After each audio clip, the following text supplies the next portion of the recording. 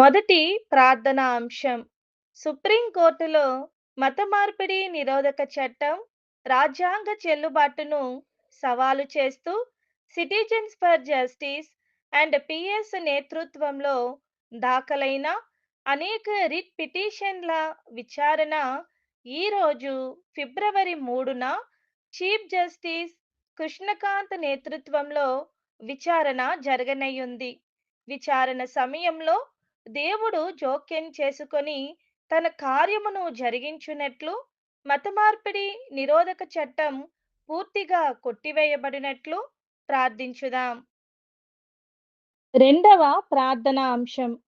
ఉత్తరప్రదేశ్ రాష్ట్ర అలహాబాద్ హైకోర్టు మరణాత full gospel ministries వారు దాఖలు చేసిన పిటిషన్పై ప్రైవేటు ప్రాంగణంలో ప్రార్థనా సమావేశాలు మరియు మతపరమైన ఆరాధనలు జరిపించుకొనేందుకు రాష్ట్రం లేదా ఏ అధికారుల నుండి ఎటువంటి అనుమతులు అవసరం లేదని హైకోర్టు స్పష్టం చేసింది.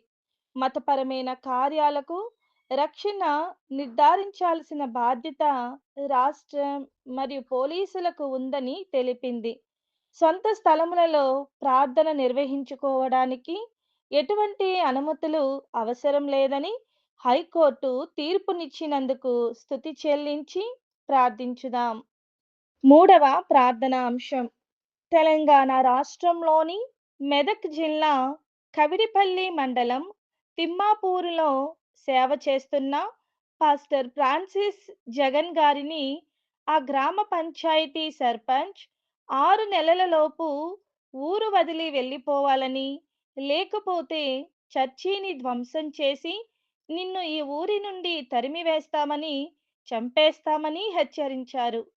ఈ సేవకునికి దేవుని కాపుదల, భద్రత ఉండునట్లు ప్రార్థించుదాం.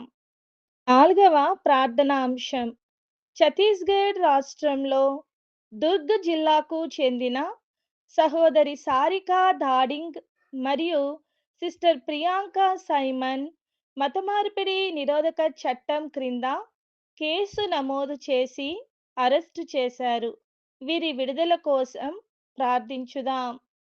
ఐదవ ప్రార్థనా అంశం. బీహార్ రాష్ట్రం గయా ప్రాంతంలో సేవ చేస్తున్న ఉపేంద్ర కుమారుడు జాన్ ఆదిత్య క్రైస్తవుడైనందుకు పాఠశాలలో ఇబ్బందులు ఎదుర్కొంటున్నాడు. ఇతరులు చేసే తప్పులను అతనిపై అన్యాయంగా మోపుతున్నారు. ఇటువంటి మానసిక ఒత్తిడి మధ్యలో 10వ తరగతి పరీక్షలు బాగుగా సిద్ధం కావాలని, ఇతరుల దాడుల నుండి రక్షణ, భద్రత కలుగునట్లు ప్రార్థించుదాం. ఆరవ ప్రార్థనా అంశం. మన దేశంలో వివిధ రాష్ట్రాల్లో, వివిధ జిల్లా జైల్లో ఉన్న పాస్టర్ల, విశ్వాసుల కుటుంబ సభ్యుల మనోధైర్యం కోసం, వారి కుటుంబ పోషణ అవసరతల కోసం ప్రార్థించుదాం. ఏడవ ప్రార్థనా అంశం. మన దేశంలో ఇంకనూ సువార్త అందని దాదాపు 3200 మంది తెరస్సా తెగకు చెందిన అండమాన్ నికోబార్ వాసులు సువార్తను విని రక్షణ పొందునట్లు ప్రార్థించుదాం.